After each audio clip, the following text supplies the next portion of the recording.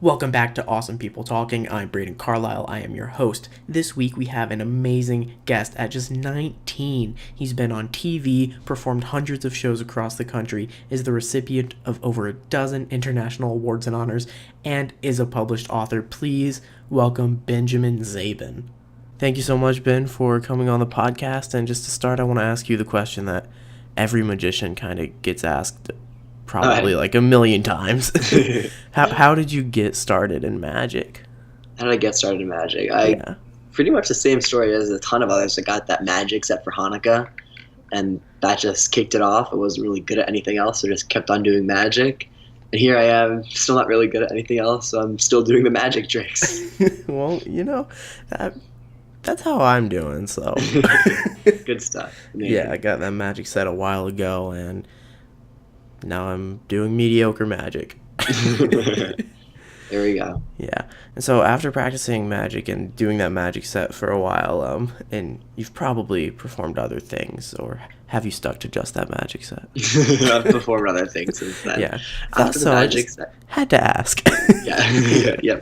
I don't know if it's better, but it's definitely other things. It is different, though. Yeah. How is it being a professional magician at 19, though? I think I'm very lucky. I have a different vantage point into magic in the world that a lot of the older magicians don't have. It's definitely more of a niche. I've used my age a whole bunch to market myself, which is, I think, been very, very helpful. It's hurt me at times because oftentimes more higher paying clients might be looking for somebody more experienced, who has more years under the belt. So I obviously won't get those gigs unless I can sway them otherwise.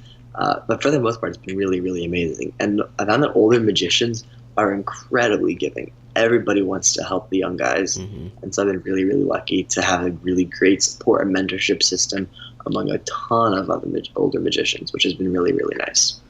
I found that so many magicians, like you said, they just want to help. Everyone I've asked to be on my podcast has come on my podcast. Everyone I've asked to write a little blurb for my book has, and nice. I bet you found the same thing. You have your book out, AbracaDAMMIT, and the sequel is out last week. Yep. Exactly. We were talking about this before, and like Mac, you had Piff, you had Bill Hers. I think it's on Instagram, you had Dan Harlan. Like these guys have so much experience, but they just love to help because they were all once in our shoes as young magicians trying to catch their footing, and they love to help. Yeah, I have a theory that it's because magic used to be such a mentor-based thing, and now with the internet, these older magicians are just kind of paying it back, but on such a larger scale. Oh, 100%. Yeah. That's so true. And you worked for Matt King for a summer, right? Yeah, it was amazing. It was after my junior year of high school, and Bill Hers was my mentor. And Bill does a lot of work with Mac. They're great friends, and so Bill and my mom sat me down one day. They're like, "Hey, you're 17 years old. Want to go live in Vegas for the summer and work with Mac?" And I said, "Yeah, it's the dream come true." And it was amazing. That's awesome. I've looked up to this guy for my whole life. He's, in my opinion, one of, if not the best of the best. And just getting to watch him do like 80 shows was just insane. I would watch every single show, every single day. And I still laugh at the jokes, and that stupid rope trick still fools me. Oh my god! I love that rope trick. But it's just so great seeing him work on a twice a daily basis, and just seeing how much of a master he is, and learning from him what he does on stage, off stage, and the people behind him, and just it was amazing. I learned so much that summer. So what did you do? Did you just watch the shows? Did you work backstage on the shows? I would do everything from some backstage assisting to some onstage stuff to some helping facilitate the show, or in meet and greets, working on merch, really whatever needed to be done, I pitched in with. It really was all over the place. It was a blast. Yeah, that sounds awesome. And without revealing too much about the trick, we talked about it on Mac's podcast, but did you ever, how should I phrase this? Did you ever assist in the shadow puppet tent trick? Oh, well, here's the thing. Whenever I was there, they were using a real bear, but the real bear got too scary, so they ended up putting the bear in a bear costume to make it less scary. Yeah, that makes sense. Yeah. Yeah. No, No discrepancies there with anything. Of course. And I mentioned your book, but let's just circle back to that because Yeah. I really love the first copy. I haven't read the second one yet, but I will. Thank you. Yeah, how did you get the idea to write that book? That's a great question. Yeah. I know It it's in the was- book, but It was 2017. I was out in Vegas. I was taping for season 4 of Penn and Teller Fool Us. Mhm. And they had approached me the year before. I didn't think I was ready for it, so I said no. They approached me the next year. And I said, screw it, why not? I'm young, but I have the time to do it. I'm a senior in college, and in high school, I have the time. I'll go ahead and do it. And so they flew me out there. I was on the show. I practiced for months, just nonstop, every day, like 10 times a day, just doing it over and over and over and over again. And I was doing this trick, that I'd created. It's basically a phone to impossible location. Mhm. And I'd done this hundreds of times over the couple of years that I've been working on it. And so I'm there. I'm using Alyson Hannigan's phone. So we're on stage, 1,700 people, Penn and Teller, a ton of cameras. Alyson Hannigan's next to me. And part of the trickery is I hide the phone in a secret location, my sleeve. And I don't use that method anymore. You'll see why. Anyways, phone's in my sleeve. Everything's going fine. And all of a sudden, I don't know what happens, but her phone falls out of my sleeve and it hits the ground. Oh. So it seems like an eternity. I'm just standing there. I look at Alyson, I look at Penn and Teller, I look at the cameras. It's just silence. So I just pick up the phone, I stick it back into my sleeve. Oh no. I just continue on the trick. And then Penn and Teller, they did the deliberation at the end as if it didn't happen. And they both came up to me afterwards backstage. Yeah. Uh-huh. They're like, congratulations, you handled that really, really well. It was very professional. We're proud of you. Good job. Blah, blah, blah. I got cut from the show. But that experience made me realize that, oh shit, every magician has had disaster stories happen to them. I mean, there's been so many late night conversations with people like Mac and Bill and so many other magicians at conventions and dinners and stuff, where all they do is just shoot the shit and talk about things that have gone wrong on stage. And those stories are so funny, and I learned so much from them. I figured, why not just compile the stories from the best of the best? And that's where AbracaDAMMIT came in. I've been really fortunate. Like the 2 books I've talked with Mac, Lance Burton, Justin Willman, Michael Carbonaro, Josh Chade, Jeff Hobson, Andy Gladwell, Paul Gartner, and just so many others, Jeff McBride. I've just been very, very fortunate with the amount of magicians of their caliber that have opened up about that. Yeah, that's amazing. And I got the book for Christmas, actually. Oh, amazing. Yeah, in 2017. I'm trying to think what year it is. I got it for Christmas in 2017, and I read it, and then I met you last month, and I'm like, oh, this guy wrote that book. Well, thank you. I'm really glad you enjoyed it. That makes me happy to hear. Yeah, no, it was a good book. I laughed more than a few times. It's a funny book. I mean, there's stories from strippers ruining magic shows to tigers getting loose. Yeah. I think the second book is even funnier. You do. I was going to ask that because you have so many big names and great people in the first book. Like, how can you follow that? Yeah, I mean, that was definitely a challenge. I really had to think I keep it up to par. Yeah. And I'm really happy with the people that agreed to be a part of it. They're very, very talented.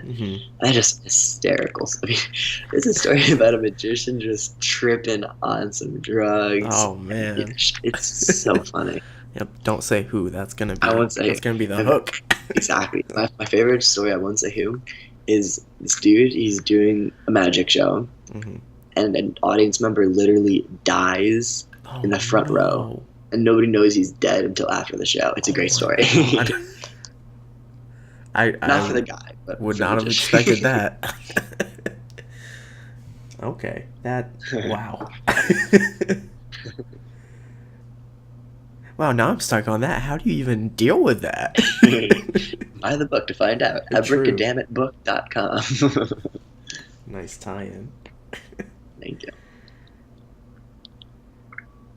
So, and now after writing the... You also have a third book out on Amazon. Oh, that I just did as a joke. Yeah, no, I know. Oh, of course. Yeah. I clicked on it. I'm like, I want to make some money. And I'm like, oh, I see how to make the money. Yeah, I was just awake one night, just goofing around at college. I thought that'd be funny. So I did it. I have the exact same book out on Amazon, by the way. I put it out like a year ago. Oh no! I think it's a different title, No, like How to Get Rich Quick or something. But I Great. I got the idea after I saw like the $1,000 app that all it does is put like a diamond on your phone. Oh, that's funny. Yeah, That's really funny. mm-hmm. Like I can do that. Oh, that's hysterical. Yeah. Oh, it's great. They like pulled it from the App Store after like 6 people bought it. That's amazing. Yeah. So after writing the 2 books and working with Matt King and just doing everything leading up to now, what are you doing now? Where are you performing? What's the Ben Zabin What am I life doing like? with my life? Yeah. Oh man, my therapist Dropping and I were out of just talking about college. this last night. Yeah, right now I'm at a theme park, and I believe I'm in the Mac and Lance mentality that whoever does the most shows wins. So the reason I took this gig is because over the course of the summer I'll be doing over 300 shows. That's and awesome. That's like I would pay to do that. Yeah. I'm not, but I would. But just being able to do that is I'm so lucky. Being able to workshop every single day. I've been at it for 3 or 4 weeks now. Between shows, I record each show. I listen to the recording after the show. I take notes. I review the notes before the next show. I review the notes the next day. And already, even after the first 18 shows, my show improved so much. And I'm really excited to see what happens to my show, my personality, most importantly, and what that summer does to it. Because I really think that that's going to be instrumental for me in my performing career. Oh, definitely. I'm in the mindset of recording every show as well. Amazing. I know some people don't, and I don't understand that, but you're missing out. Yeah, it works. It gets results. But speaking of your show, and you said it's already improved, who are your influences, though? Who are your influences, though? I mean, magic-wise, it's the classic Mac, David, Lance, Michael Carbonaro, Bill Hers. But I also draw a lot of influences from comedy. I am a huge fan of Bo Burnham. I love him. Love Bo Burnham. I also love Donald Glover and Childish Gambino. Oh, yes. Donald Glover and Childish Gambino, whatever you want to call him. Yeah. I wish you would put out something else. Like a new comedy thing. Yeah. He's so talented. Yeah. I love Broadway. I've seen a ton. I've seen one this afternoon. I've seen so many Broadway shows. Oh, have you seen Mean Girls yet? I have not seen that. Oh, it's so good. I saw it in previews when it was in DC, and then when I was in Connecticut, I went down to New York and I saw it again. And I'm like, I remember you telling me about that. Yeah. Yeah. Oh, I should see that. It's pretty good. I like it. Nice. If you like Mean Girls, you know. See, I really draw inspiration from my friends. Like, if my friend will say something just hysterical, that with the show. And also I try to surround myself with people that are way more talented than me in other fields. Like, I have friends that have danced with Alvin Ailey, friends that have been on Broadway. I have a friend who just did a national tour where he was like touring MSG and stuff like that. I really try to surround myself with just extremely talented, passionate, and driven people, and they just push me to do better, which I think is really important. Yeah. See, I love doing that as well, but then at some point you have to get to a person who's just super talented, and you wonder what he does. Because, like, that guy can't surround him with more talented people. He's the top. That's a nice thing. I always think that in any field you are, there's going to be people that are better than you. Oh, for sure. No matter, I mean, even with Copperfield, there's people that are better than Copperfield. Maybe not at illusion vignettes, but definitely at sleight of hand or comedy. And that's why he's able to surround himself with just the best consultants ever. Definitely. Like, I was talking to Shin Lim, and he was of the school of thought that don't practice everything and just be average at everything because you don't want to be average. Practice the thing you're good at until you're the best, and then figure out what to do with the rest of it. Yeah. So. He's done that silent card routine. I mean, he's done that like silent card routine. I don't know what he calls it, but 50 Shades of Red or whatever. He's the best at that. Yeah. He definitely is. There's no contest. No. And now he's on America's Got Talent doing more silent card things. Killing the game. Yeah. Killing the game. Yeah. I'm lucky that he had time to talk. Yeah. I'll have to listen to that one. That sounds wonderful. Yeah. Well, it won't be out for like a month. Good. Yeah. Gotta wait till he's on the finale and then Boom. There you go. That's smart. Very smart. Yeah. And so, oh, here's another Broadway question. Have you seen Derek Delgadio's In and of Itself? Yes, I saw it twice in LA and twice in New York. Oh, that's awesome. I've seen it twice in New York. I did not see it in LA. It's a great show.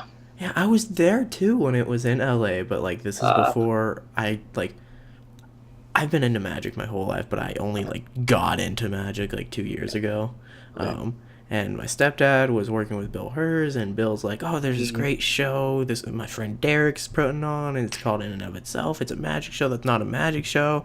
My stepdad's like, "No thanks." And then I saw it in New York, and I'm like, "You turned that down?" Yeah. Amazing. It's really, really great. Yeah. But that's a great show too. Oh yeah. So, do you create your own effects as well, or do you just kind of make other effects your own and put them in your show? I mean, Like, what were you doing I on think it's all of Fool the Us? above. Like with Fool Us, it was a trick that I used sleeving, but I didn't invent sleeving. Right. But I didn't invent it wasn't a trick you could buy at a magic shop. I didn't use any gimmicks you could buy, so I really made everything myself. So that one I've created that one from the ground up. Now I've been changing it a bunch. I bought this trick from somebody else. There's only like 2 people in the world right now who currently are allowed to do that, so I've been using that method. That's cool. So I didn't create that, but I'm one of the couple people that does do it, which I'm happy excited about. But yeah, I mean, I think like right now I'm working on this mechanical deck routine, but it doesn't use a mechanical deck. It uses something else, but it's the same concept and method as Billy McComb's version, just applied to me. So I'll do a lot of that, which I think is what most magicians do. They take old concepts and make it theirs. Yeah, like with the mechanical deck you were talking about, I tried something like that where it was a comedy show based around Tinder, and I was going to do one with like swiping left and swiping right, and that's cool. Nice. Yeah, it didn't work out. Aw. I mean, it probably would have. It didn't work out in time. Oh, yeah. Yeah. Gotcha. Yeah, it's early. I'm sorry. You're good, man. Totally good. Yeah. Like I making sure I got your book. About Matt King. Oh, I went to your website and I saw a bunch of clips from like TV shows and stuff. How is that? How does that come about? That just is really cool that you've done that. Thank you. Yeah. I mean, why do it? Why do I do that? I do it because it's fun, because it looks good on the website, and that's why. And it's fun. Yeah, it's I bet it is. TV. It's easy to get on TV. You just find like your local, like the Today Show, but like your local news station. Like almost all of the clips on my website, I think right now, I just reached out to them, and I was like, "Hey, I'm Ben. I'll be doing a show." Like the most recent one, it was in Burlington, Vermont. I was going to be in Burlington, Vermont the month after, doing a magic show open to the public. So I reached up to the local TV show, and I was like, the TV station. I was like, "Hey, my name is Ben. I'm doing this show. Bring it to Burlington. Very unique. Great for the family. Any interest on having me on to show your hosts of magic on the air? I have magic that's geared for TV. That'll make it great for TV audiences. It's just as regular magic tricks, but." They're always looking for material. They're always looking for more stories. It's their job. Their job is to find interesting stories and interesting people to put on TV. And so whenever they don't have to go searching for something, whenever something like this just lands in their lap, it's a gold mine. And they'll be super nice to you and just give you whatever you want, which is nice. And you approach them and you say, "Hey, I've got a magic show. How have you gotten those shows originally, like when you're breaking out from I like magic to I'm doing magic?" Just start from the ground up. I think the first step is birthday parties and free shows. Go to nursing homes. I think magicians put a terrible stigma on doing free shows. I think that should not be there. I think everybody does free shows. Every single person does free shows. I mean, even Mac will do charity events for free. You should. I think the people that say I'd never leave the house for less than $300. Shut up. That's why you're not leaving the house much at all. Get off your high horse, I think. Just do everything. Do everything. If your friend's having a birthday party, say, "Hey, can I bring like 5 magic tricks?" your little niece is having a birthday party, say, hey, can I come perform? Go to your nursing home. Go to your library. Go to your homeless shelter. I did a lot of homeless shelter shows in high school and middle school. It served as credit for class, and I got great experience. Go to hospital. Just do everything.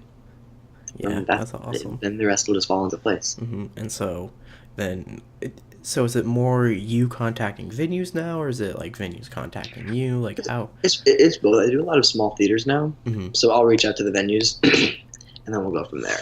That's pretty cool. Thanks. Yeah, oh my gosh, just the work, and I don't know if you experienced this, but just the work of getting one place. I have like 30 emails back and forth with one person. Just trying to... it's a hustle. Yeah, it's a real hustle. Yeah, but it's a real hustle.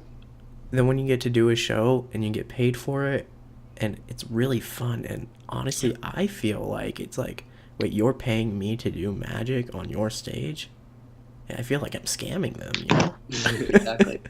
There's a contributor in the first book who put it really, really nicely, where magic is 80% doing the actual magic tricks. Excuse me, 20% doing the actual magic tricks, 80% doing the not fun stuff, and you do the not fun stuff in order to do the 20% of fun stuff.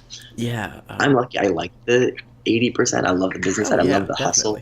But definitely it's not for many people, and that's okay.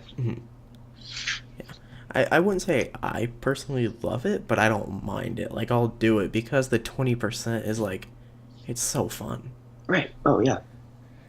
And just getting back to your book, I saw on Instagram when you announced it shortly after you made a post saying you were dead serious, $1,000 to anybody who gets a tattoo of the cartoon bunny on the cover of your book, but on their butt. There's a cartoon bunny going like that. But I don't know if you can see on this video. You can't, but it's fun. Yeah. Imagine a bunny going like, messing up and screwing up. If anybody gets that tattoo of the bunny on their butt in the same scale that it is on the book, I will straight up fly out to them, pay them $1,000. That I'm 100% serious. I have to take a picture with it that I can share on social media, but $1,000. Yeah. It's like it's probably like 4 inches tall, maybe not even 3.5 inches. But yeah, if anybody wants to do that, I mean, if that's what you want to have on your butt for the rest of your life, then please be my guest. I'll pay you $1,000. But I posted on Instagram. But the caveat for me, you have to fly me to a specific tattoo parlor and pay for the tattoo. No. Well, then there you go. No bunny tattoo for me. No bunny. Yeah. Sorry, man. Yeah. Okay. And that's great. I hope someone does it. I'd love to see that post on Instagram. I'd love that. He did it. Exactly. All right. And then just to the last question, we always ask every guest. It's kind of a tradition at this point. What is an opinion you have about magic that you think other magicians would disagree with? I think magicians try to be perfect. There's this stigma in every performing arts that says practice makes perfect, and you should practice so much before you go show a live audience. I don't think that's always the case. I think the only way for magicians to truly practice, unless you're doing a silent manip act, is in front of a real crowd. I think it can't be perfect until you've done it in front of a real crowd. Jeff Hobson, he will only work with a young magician if that young magician has done over 500 shows. Oh, wow. Just because that's what he believes what it takes to understand magic. And in those 500 shows, you're not going to be perfect. You're going to be far from perfect. But those 500 shows will get you closer to perfection. Magicians spend so long practicing moves. The moves might be perfect. Their performance is very, very, very subpar. I think the only way to get good is to just go, forget all the stigmas, just go out, get in front of a crowd, and do it. Don't worry if you're going to be great. Don't worry if you're going to be bad. Just go out with the mentality of, what can I learn from this experience that I'm about to have?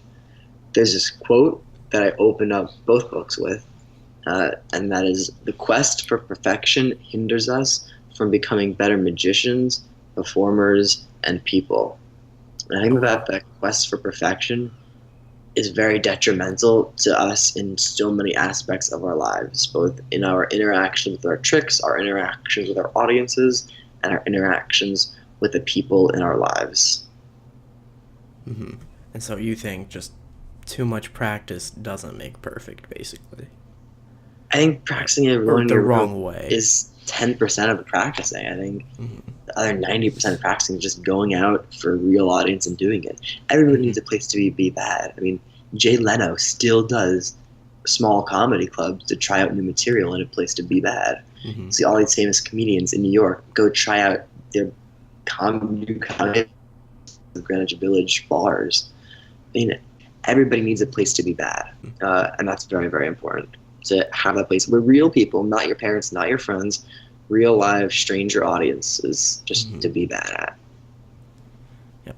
You know, I love that sentiment, and I love that question because we get so many great answers. I'm You know, sure. like, that's an opinion I haven't heard before, and everyone has a great opinion like that. Love it. Yeah. And thank you so much, Ben, for Right. coming on Yeah, the thank you so show. much, man. I really appreciate it. And I'm excited to hear more podcasts from you, Ben, and who else you have on. Yeah, we've got some great people coming up. Amazing. Where can people find you? Yeah, you can find me on my website, benzabin, benzabin.com, on Facebook, Twitter, and Instagram at Ben Zabin Magic.